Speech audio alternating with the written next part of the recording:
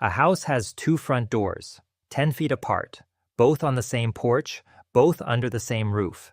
If you walk through the left door, you enter a bedroom with a fireplace and a rope bed. If you walk through the right door, you enter a kitchen with a fireplace and a cast-iron Dutch oven.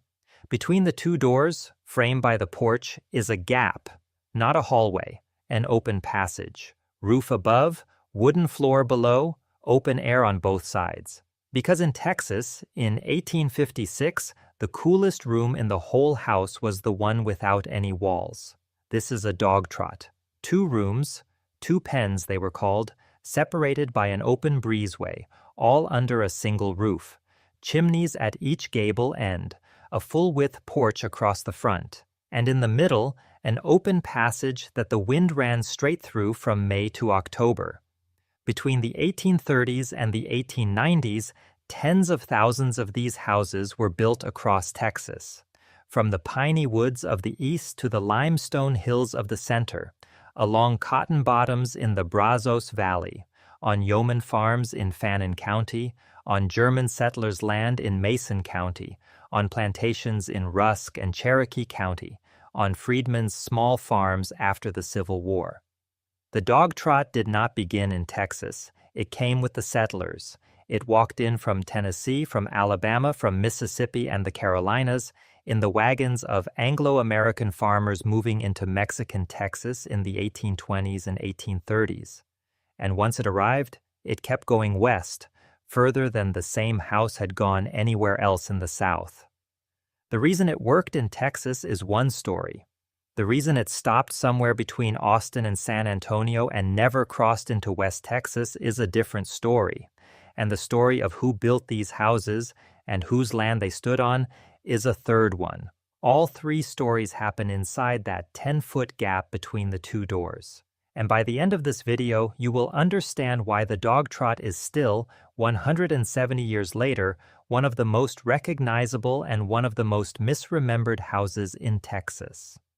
In 1821, Stephen F. Austin brings the first 300 Anglo-American families across the Sabine River into Mexican Texas.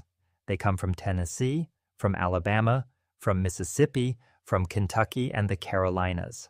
Most of them are small farmers looking for cheap land. Some are cotton planters looking for room to grow their operations. Some are freedmen and freedwomen. Many more are the people the planters enslave and bring with them against their will. They arrive with wagons, with plows, with rifles, with cookpots, and they arrive with a house. The house is not a plan on a piece of paper. It is a memory in the hands of the men who built houses at home. 2 log rooms, pens they call them, joined under a single roof, with an open passage between them.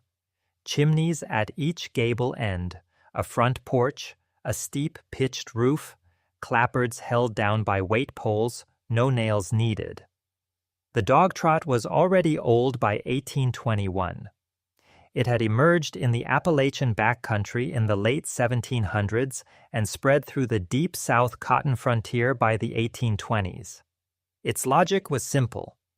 If you were building a 1-room log cabin and needed more space, you had 2 options. You could extend the roof and add a second room right next to the first. That was the saddlebag house, with a chimney shared in the middle. Or you could leave a gap between the 2 rooms and cover it with the same roof. That was the dog trot. The dog trot's genius was the gap. In an Alabama summer, or an East Texas summer, or a Louisiana summer, a chinked log wall traps heat all day and releases it into the room at night. But a covered open passage catches the wind. Air moves through it. The wind draws heat out of both rooms through their inside doors. The breezeway becomes the coolest place on the property between noon and sundown. The dog trot was, in other words, the Frontier South's version of air conditioning. We are going to walk through one of these houses in a moment. We are going to stand in the breezeway. We are going to feel the summer wind move through it. But before we do, I want to name where the story goes complicated, because the dog trot's genius as a climate machine is also the story of whose land it stood on, whose labor built it, and who was allowed to own one and who was not. In 1856, near a stream that runs into the Pedernales River in the Texas Hill Country west of Austin, a man named Sam Ely Johnson builds the west half of a dog trot cabin. Sam Johnson is 36 years old. He is a rancher and a Confederate cavalryman in a war he has not yet fought. He has come to the Hill Country from Alabama by way of Georgia. His wife Eliza is 21. They have a small child, they have a piece of land, and they have the memory of the house they grew up in. The house they build is a single pen at first, one room of hand-hewn cedar logs, notched at the corners in the style Sam Johnson learned as a boy, a stick-and-clay chimney at one gable end, a clapboard roof, a dirt floor at first, then split log planks. 12 years later, in 1868, Sam Johnson adds a second pen on the other side of an open breezeway. The house is now a dog trot.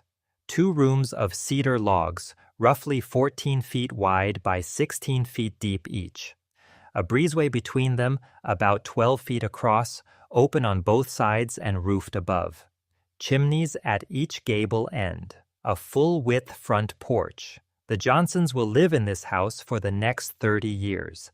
Sam Ely Jr., Sam and Eliza's son, will grow up in it, and his son, Lyndon Baines Johnson, will visit it as a boy. Today that house is preserved by the National Park Service on the LBJ Ranch west of Stonewall, Texas. You can walk through it, you can stand in the breezeway, you can hold your hand against the cedar logs and feel that they are still cool at 3 o'clock on an August afternoon. Sam Johnson's dog trot is not a mansion. It is not even, by the standards of the American house, particularly large. Both rooms together, plus the breezeway, are about the size of a modern one-bedroom apartment. What Sam Johnson had in 1868 was a house of a very specific size, exactly the size his family needed, exactly the size he could build with the timber on his land, exactly the size his wife could keep, and exactly the size the hill country summer could cool for free. The dog trot was engineered from the outside in. It was engineered by climate, by material, by labor, and by the geography of the settler frontier. And nowhere in America did those 4 forces line up more precisely than they did in Texas between the 1830s and the 1890s. Now hold Sam Johnson's dog trot in your mind, and let me tell you the geography of the form. The Texas dog trot is an East Texas and Central Texas house. It concentrates most heavily in the piney woods of the East. Nacogdoches, Rusk, Cherokee, Sabine, Angelina, Trinity, Polk, Jasper, Newton counties. It runs west across the Blackland Prairie, Washington, Fayette, Grimes, Brazos, Fannin, Grayson counties. It reaches into the hill country, Mason, Blanco, Kendall, Bandera, Gillespie counties, where German settlers built it out of cedar and live oak. It does not go further west than that. Draw a line, in your head, from Fort Worth south through Waco, Austin, and San Antonio. That line is the 98th meridian. West of that line, the climate changes, the land dries, the tree cover thins out. The timber that made the dog trot possible in the piney woods is not available on the Panhandle Plains or in the Trans-Pecos Desert. So, west of that line, Texas settlers built differently. They built sod houses on the Great Plains, half dugouts on the Panhandle, adobe on the Rio Grande, limestone rubble in the western hill country, fachwerk, half timber and stone infill, in Fredericksburg and New Braunfels. The dog trot never crossed into West Texas because the trees to build it did not grow west of the 98th. But east of that line, and especially south of the Red River, the dog trot dominates. The reasons are 4. First, timber. East Texas is the western edge of the Great Southern Pine Forest. Bald cypress lines the bayous, pine, oak, cedar, and hickory grow on every ridge. A settler could stand on his land in 1840 and count more free construction material than he could use in a lifetime. Second, climate. East Texas summers are Louisiana summers with a little more wind, humidity in the 90s, temperatures in the 90s, nights that don't drop below 80. The breezeway was not a luxury, it was survival. Third, distance from mills. In 1840, the nearest sawmill in Nacogdoches County was in Nacogdoches itself. The nearest brick kiln might be 40 miles away. Milled lumber, glass windows, and brick chimneys were possible in Texas, but they were expensive, and they required roads, and roads did not yet exist in most of the state. A log dog trot could be built with nothing but an axe, a saw, a chisel, and the labor of a family and their neighbors. Milled materials could be added later as roads came in. Fourth, and this is the part the frontier picture book version of Texas leaves out, the land was cheap. Not because it was empty, because it had been made empty. Between 1821 and 1859, the Republic of Mexico, then the Republic of Texas, then the state of Texas, granted, sold, and seized land at prices that no one who had lived on it before had ever imagined. Indigenous nations, Caddo, Karankawa, Wichita, Tonkawa, Comanche, Lipan, Apache, were pushed off, killed, or removed. Mexican Tejano families were dispossessed of grants that had been theirs for 100 years. And onto that emptied land, the Anglo settlers brought their houses. Every Texas dog trot that stands today stands on land that was taken. That fact does not disappear because the house is beautiful. It is part of what the house is. Now walk up the porch steps of a dog trot. Any dog trot. Sam Johnson's or Hedwig's Hill in Mason County, or a Nacogdoches farmstead photographed by Russell Lee in October of 1939. You are back at the two doors, 10 feet apart, on the same porch. The porch runs the full width, 20, 30, 40 feet, and it is a room in its own right. Chairs on it, a dog on it, a washtub at one end.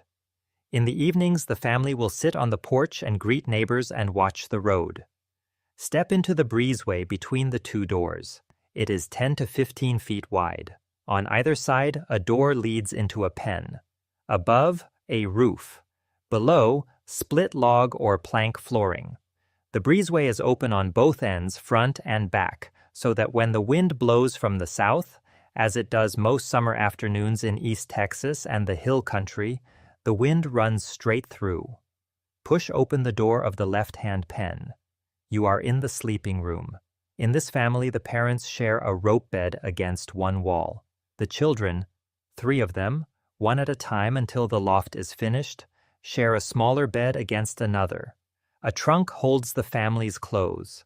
A washstand holds a pitcher and a basin. The fireplace at the gable end warms the room in winter. The window, if there is a window, faces the breezeway rather than the outside. The breezeway wall of the pen is the door. The outside walls are logs. Cross back through the breezeway. Push open the door of the right-hand pen. You are in the cooking room. The fireplace at this end is larger.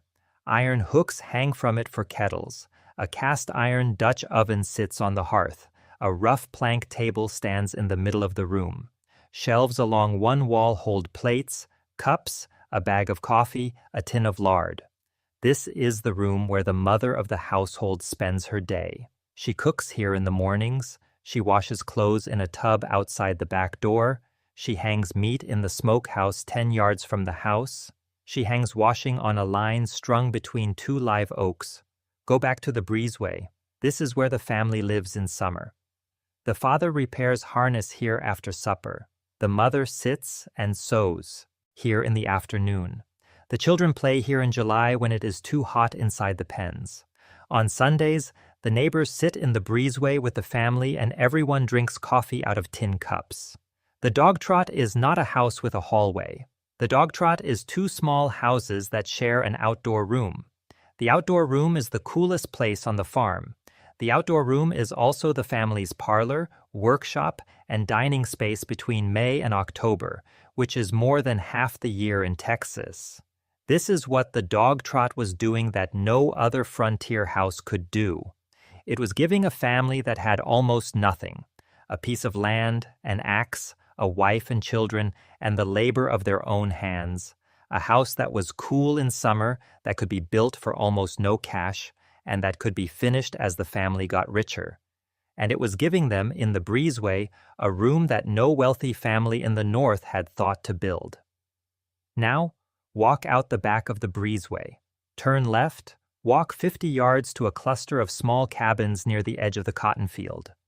These are the other houses on the property.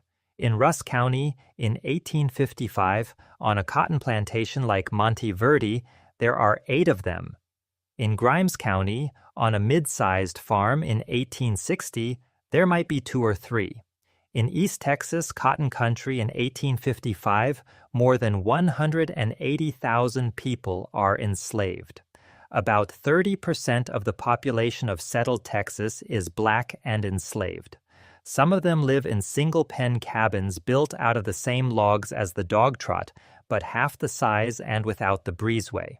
Some of them live in double-pen cabins, 2 rooms side by side, no gap between them, 1 chimney shared. A few of them live in dog trots of their own, especially on the larger plantations that housed extended enslaved families. The people who lived in those cabins built them. They built the main house too, in most cases. In the WPA slave narratives collected in Texas in 1936 and 1937, ex-slaves describe the labor. Andy Anderson, born enslaved in Washington County, remembers his master's plantation quarters as log cabins with dirt floors and sticks and clay chimneys. Aunt Susan Merritt, interviewed near Rusk in 1936, describes the master's dog trot and the quarters cabins behind it in a single breath. The same materials, the same axes, the same hands. The dog trot is a small house. The plantation dog trot was small too. In Texas, the largest planters did not build the columned mansions of Mississippi. They built dog trots, larger dog trots, and eventually frame farmhouses with dog trot floor plans. Wealth in Texas was measured in acres and in enslaved people, not in mansions. This is the piece of the dog trot story that gets left out of the frontier heritage version. The romantic picture of the dog trot is the yeoman farmer's picture, a white settler and his family on their own land, building their own house with their own hands. And that picture is real. The yeoman farmer with a small log dog trot in Fannin County in 1855 is a real Texas story. But that picture is not the only Texas story. The plantation dog trot exists. The enslaved cabins behind it exist. The land the whole property sat on was land that had been indigenous land or Mexican Tejano land and had been taken through war, treaty, or displacement decades earlier. The Texas dog trot is not one thing. It is at least 3 things, all built with the same axes, all standing on the same taken land. A yeoman farmer's house, a planter's main house, a quarters cabin. Sometimes on the same property 50 yards apart, framed by the same trees. I am telling you all of this now, in the middle of the video, because the dog trot cannot be honestly explained without it. And because the story of what happened next, the transition from log to frame, from small farms to cotton bottoms to freedmen's parcels to lost dog trots, is the story of those 3 houses and what happened to the families in each of them over the 60 years after Sam Johnson built his first pen. After the Civil War, 3 things happened to the dog trot at once. The first is materials. By 1870, sawmills and brick kilns are opening across East Texas. Railroads reach Nacogdoches in the 1880s. Milled lumber is now cheap. New dog trots, and there are still new ones being built through the 1890s, are built in frame instead of log. Windows become common.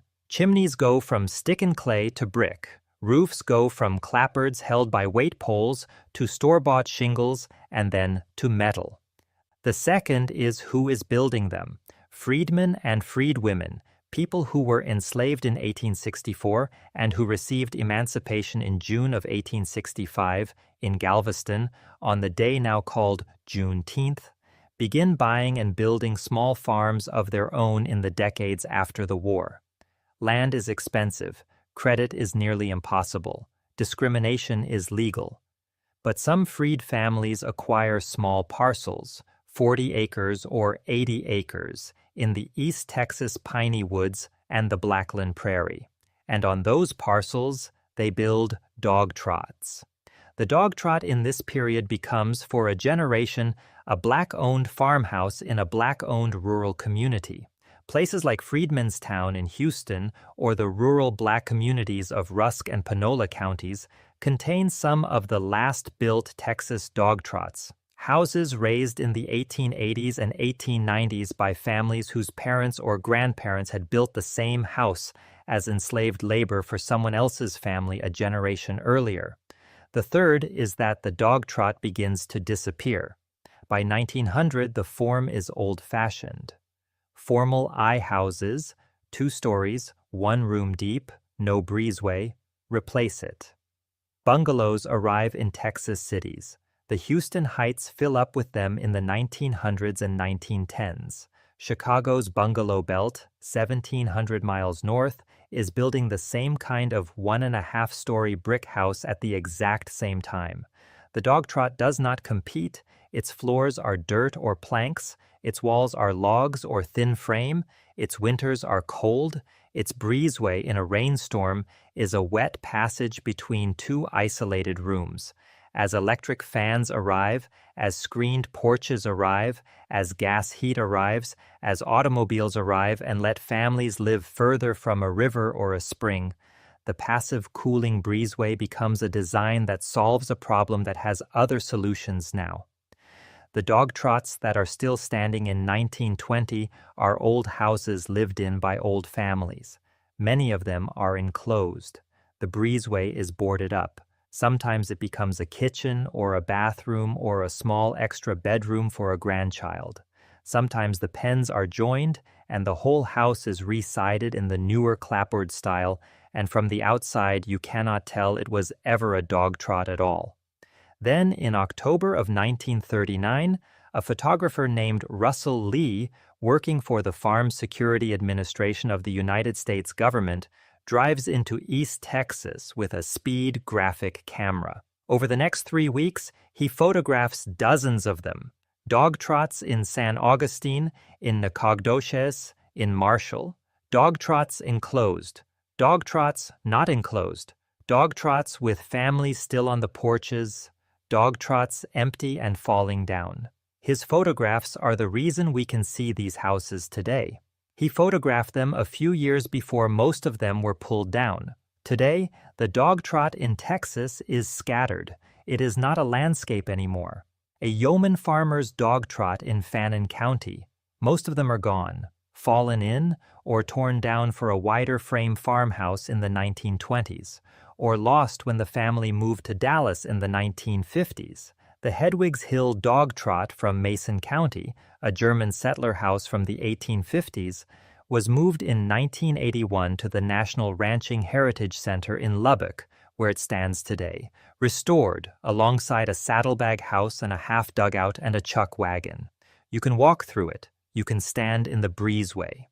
Sam Johnson's dog trot, the west wing built in 1856, the east wing added in 1868, stands where it was built, on the ranch that his grandson bought back into the family in 1951 and eventually turned into the Lyndon B. Johnson National Historical Park.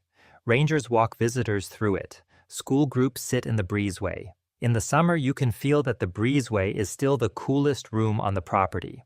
The Stern Hoya House in Nacogdoches, one of the oldest continuously occupied Anglo residences in Texas, stands as a museum. Adolphus Stern bought the land in 1826. His house is not itself a dog trot, but the property once included dog trot outbuildings. A few dozen intact historic dog trots survive in East Texas, in the hill country, in the Blackland Prairie. Many are on private ranches, unmarked, undocumented, held together by the family that inherited them. Some are being restored, some are being enclosed, some, in the last 5 years, have been replicated in high-end dog trot-inspired custom homes selling for $300,000 and up in the same hill country towns where Sam Johnson built his West Wing for almost no cash in 1856. The house is being remembered. It is also being forgotten. Both things are happening at once. A visitor at the National Ranching Heritage Center in Lubbock stands in the Hedwigs Hill breezeway on a July afternoon in 2025 and feels the wind move through and does not know that the wall of the pen behind her was cut with a broadex by a man whose great-grandmother was indigenous, or Mexican, or enslaved, or all three. The breezeway does not tell her that. The house does not speak, but the house is here and the story is here, and both are hers to carry if she wants to. The question this video began with was, why the Deep South version of the dog trot kept going west? Why this particular house, out of all the vernacular houses of the American frontier, walked across the Sabine River and settled into Texas the way it did? The answer, at the end, is not one thing. It is four. It went west because of climate. Texas summers were the summers the dog trot was designed for. The wind, the humidity, the heat, the length of the season. From Nacogdoches to Blanco County, the dog trot was the right house for the weather. It went west because of timber. East Texas was the last great southern pine forest of the American frontier. From the Sabine River to the Balcones Escarpment, a settler could build a dog trot with nothing but the timber growing on his land. It went west because of cash. The dog trot required almost none. A settler with an axe and a saw and a family and a neighbor could raise one in a season. Milled lumber, brick chimneys, and glass windows could be added later as the family got richer, as roads came in, as the sawmill in Nacogdoches sent lumber down the river. And it went west because the land was made available through treaties, wars, land grants, displacement, and violence to Anglo-American settlers between 1821 and 1859 on a scale and at a speed that no other frontier in the American 19th century matched. The dog trot walked into Texas at the same speed that the land was being cleared for it. What the dog trot built, a covered breezeway, 2 small rooms, a porch, and a summer that a family could survive, was real. What the dog trot required, timber, labor, a family's own hands, and a piece of land, was also real. But the piece of land is where the story turns from ingenuity into inheritance. Every dog trot in Texas is a house of both. It is a house that a family built. It is also a house that was built on ground that was taken. Drive east from Austin, cross the Colorado River. Keep going. The hill country falls behind you. The Blackland Prairie rolls out in front of you. Somewhere around Brenham or a little east of it, the land changes again. The pines start to come in. And you are entering East Texas. Watch the farmsteads out the passenger window. You will not see a dog trot on every mile of road you would have in 1875. You would not in 2026. But you will see them if you know what you are looking at. A frame farmhouse with a suspiciously wide front hallway and windows on both sides of it. That hallway used to be an open breezeway. Someone boarded it up in 1935. Someone screened it in 1965. Someone hung wallpaper on it in 2001, but under the wallpaper, the roof is still one roof, and the 2 rooms are still the same 2 rooms Sam Johnson would recognize from his house near Stonewall in 1868, a restored dog trot in Nacogdoches County, a collapsed dog trot in Fayette County, a relocated dog trot at the National Ranching Heritage Center, a brand new architect-designed dog trot in Kendall County, air-conditioned and enclosed on a lot that cost more than every Texas dog trot ever built put together. You will see, in other words, a house that came into Texas with the first Anglo settlers, that lived through the Republic, the Confederacy, Reconstruction, Juneteenth, the age of cotton, the age of the sawmill, the age of the automobile, and the age of central air. A house that housed white yeoman farmers and German immigrants and enslaved men and women and their freed descendants. A house that stood on land the settlers took from the Caddo, the Karankawa, the Comanche, and the Mexican grant holders who had lived there before them. a house that most Texans have forgotten about and that a few Texans have started to remember. 2 doors on the same porch, 10 feet apart. Between them, an open passage, a roof above, a wooden floor below, open air on both sides, a room without walls, in the middle of a house that was doing everything at once, cooling a family, housing a family, containing a labor system, standing on a taken landscape and holding in its center an open space that the wind could still move through in the summer of 2026, 170 years after it was built. That is the dog trot. That is what it was doing in Texas. That is what is left of it today, and that is the story that no other American house can tell.